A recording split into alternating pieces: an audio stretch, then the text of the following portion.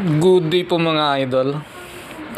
Meron po tayong drawing na ibinigay ni customer. So drawing niya po yan.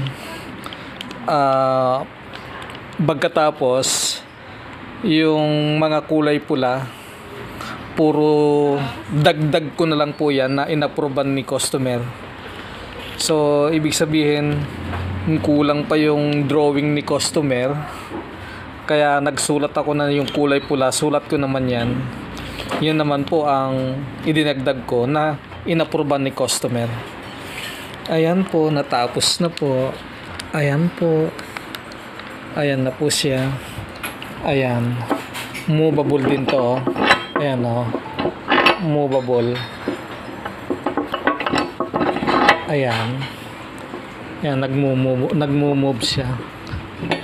Taas, baba. Yan. Yan po ang lumabas sa drawing ni customer. So, pag may drawing lang po, masusunod po natin yan. Lahat ng sukat na ilalagay niya sa drawing, masusunod po natin yan.